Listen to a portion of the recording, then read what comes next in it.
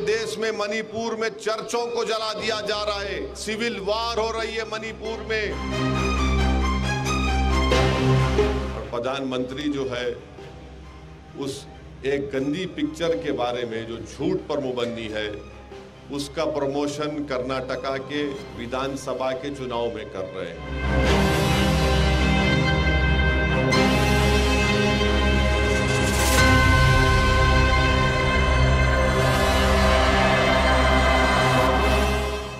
देश के प्रधानमंत्री और गृह मंत्री कर्नाटका में इतने व्यस्त हैं, वोट की राजनीति में इतने व्यस्त हैं कि मणिपुर जल के स्वाहा हो जाए उनको फर्क नहीं पड़ता। उनको मतलब सिर्फ वोट से है, वोट वोट और वोट। एक तरफ कर्नाटक में चुनावी कैंपेन तेज है, दूसरी तरफ भाजपा शासित मणिपुर जल रहा है और विपक्षी नेता इसे कर्नाटक चुनाव के बीच इस्तेमाल भी कर रहे हैं। राहुल हो, कांग्रेस के अध्यक्ष मल्लिकार्जुन खड़गे हो या फिर असदुद्दीन ओवैसी हो, एक तरह की बात ये सभी लोग बोलते नजर आए।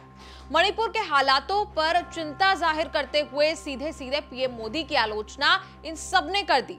जहां राहुल गांधी ने अपने ट्वीट में लिखा, मणिपुर में लगातार बिगड़ती कानून व्यवस्था के कारण चिंतित हूं। प्रधानमंत्री को राज्य में कानून व्यवस्था बहाल करने पर फोकस करना चाहिए।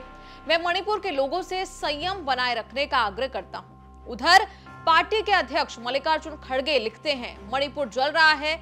बीजेपी ने समुदायों के बीच दरारें पैदा करके मणिपुर जैसे खूबसूरत राज्य की शांति भंग कर दी। खड़गे ने कहा कि भाजपा की नफरत, बांटने की राजनीति और सत्ता के लालच की वजह से मणिपुर के ये हालात हैं और इसके साथ ही उन्होंने लोगों को संयम बरतने की अपील की। एएम के चीफ असदुद्दीन ओवैसी भी कहां चुप रहने वाले थे। उन्होंने डर्टी पिक्चर कहते कहते पीएम को सीधा क्या कहा, आप वो सुनिए। मणिपुर जल रहा है, लोग अपने घरों को छोड़कर भाग रहे हैं, गांव जल रहे हैं, चर्चिस को जला दिया जा रहा है और प्रधानमंत्री जो है उस एक गंदी पिक्चर के बारे में जो झूठ पर मुबन्नी है, उसका प्रमोशन कर्नाटका के विधानसभा के चुनाव में कर रहे हैं।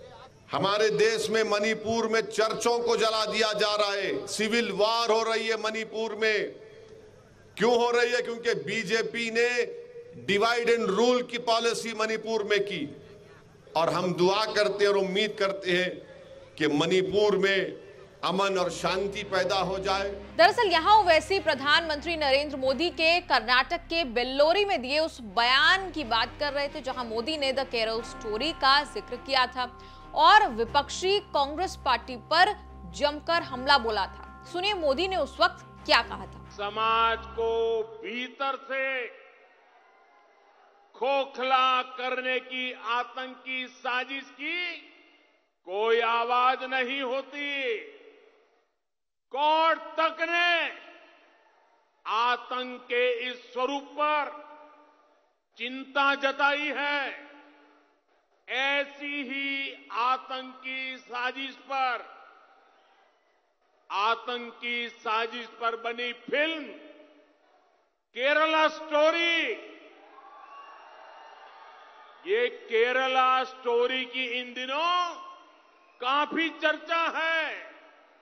कहते हैं केरला स्टोरी सिर्फ एक राज्य में हुई आतंकवादियों की छद्म नीतियों की साजिशों पर आधारित है।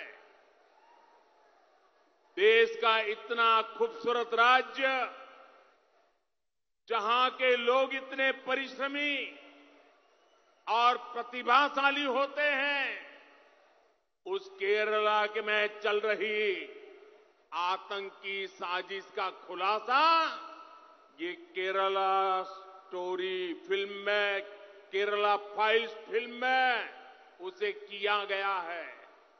और देश का दुर्भाग्य देखिए कि कांग्रेस आज समाज को तहस नहस करने वाली इस आतंकी प्रवृत्ति के साथ खड़ी हुई नजर आ रही है। सिर्फ राहुल और खड़गे ही नहीं बल्कि कांग्रेस के तमाम प्रवक्ता, यानी एक लंबी चौड़ी ब्रिगेड जो है कांग्रेस की तरफ से, वो मणिपुर के हालातों के बहाने भाजपा पर निशाना साध रही है और सवाल पूछे भी क्यों ना जाएं। सुप्रिया सुनेत ने तो ये तक कह दिया कि मणिपुर में प्रेसिडेंट्स रूल यानी कि राष्ट्रपति शासन लगा दिया जाए। इस देश की विडंबना है और दुर्भाग्य है कि देश के प्रधानमंत्री और गृह मंत्री कर्नाटका में इतने व्यस्त हैं, वोट की राजनीति में इतने व्यस्त हैं कि मणिपुर जल के स्वाहा हो जाए उनको फर्क नहीं पड़ता। उनको मतलब सिर्फ वोट से है, वोट वोट और वोट। आपने तो यहाँ कर्नाटका आके कहा था अमित शाह जी की अगर आपकी सरकार नहीं आएगी तो दंगे हो जाएंगे। मणिपुर में आपने किसके नाम पर वोट मांगा था? वहां पर तो आपकी सरकार है, आपके रहते हुए मणिपुर जल उठा है। क्या कर रहे हैं आप उसके बारे में? असलियत तो यह है कि एक गृह मंत्री के तौर पर आप पूरी तरह से विफल रहे हैं। असम और मिजोरम में गोली चल जाती है, कर्नाटका और महाराष्ट्र में सीमा विवाद हो जाता है, अब मणिपुर जल रहा है। आपको अपने पद पर रहने का क्या मौलिक अधिकार है? वास्तव में तो मणिपुर में 356 अनुच्छेद के तहत तुरंत राष्ट्रपति शासन लागू कर देना चाहिए और स्थिति बहाल, शांति बहाल करने के प्रयास करने चाहिए। At a time when Manipur is burning, at a time when in Manipur the governor has issued shoot at sight orders, how can Prime Minister, overlooking this important fact, spend out of Delhi continuously for 3 days just for electioneering, just for campaigning? Do they not have their own local Karnataka leaders, BJP leaders to take care of that? So that Prime Minister takes care of the nation, Prime Minister takes care of Manipur which is burning. उधर RJD के सांसद मनोज झा ने भी राष्ट्रपति को पत्र लिखते हुए यही कहा कि मणिपुर में प्रेसिडेंट्स रूल लगाया जाए। सीपीआई ने भी मणिपुर के हालातों के लिए भाजपा को ही जिम्मेदार ठहराया। बता दें कि मणिपुर में सुलगी हिंसा में अब तक 54 लोगों की जान जा चुकी है। ये पीटीआई के सूत्रों के हवाले से हम बता रहे हैं। उन्होंने कहा कि समुदायों के बीच लड़ाई में कई लोग मारे गए हैं। इसके अलावा करीब 100 लोग जख्मी हो गए हैं। हालांकि पुलिस इसकी पुष्टि करने को तैयार नहीं थी। आपको ये भी बता दें कि आदिवासी एकता मार्च के दौरान मणिपुर सुलग उठा था। मैतेई समुदाय की ओर से मणिपुर हाईकोर्ट में याचिका दायर की गई थी। इसमें अनुसूचित जनजाति का दर्जा देने का मुद्दा उठाया गया था। याचिका में दलील दी गई थी कि 1949 में मणिपुर भारत का हिस्सा बना था। उससे पहले तक मैतेई समुदाय को अनुसूचित जनजाति का दर्जा हासिल था, लेकिन बाद में उसे एसटी लिस्ट से बाहर कर दिया गया था। Scheduled tribe demand committee Manipur ने हाईकोर्ट में दलील दी कि 29 मई 2013 को केंद्र सरकार ने राज्य सरकार से मैतेई या मीतेई समुदाय से जुड़ी सामाजिक आर्थिक जनगणना और एथनोग्राफिक रिपोर्ट्स मांगी थी, लेकिन राज्य सरकार ने कोई कदम नहीं उठाया। इसी पर मणिपुर हाईकोर्ट ने 20 अप्रैल को राज्य सरकार को आदेश दिया कि वो 4 हफ्ते के अंदर मैतेई समुदाय की ओर से एसटी का दर्जा दिए जाने की मांग पर विचार करे। इसके विरोध में 3 मई को all tribal students union Manipur ने चुरचांदपुर के तोरबंग इलाके में आदिवासी एकता मार्च निकाला था।